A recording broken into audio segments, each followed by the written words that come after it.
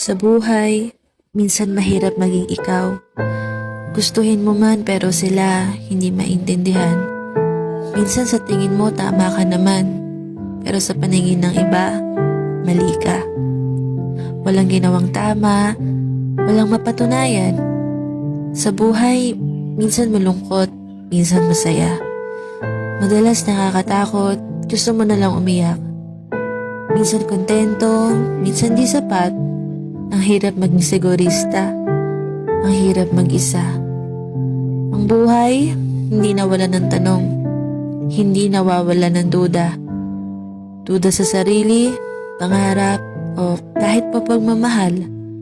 Ang buhay ay walang kasiguraduhan.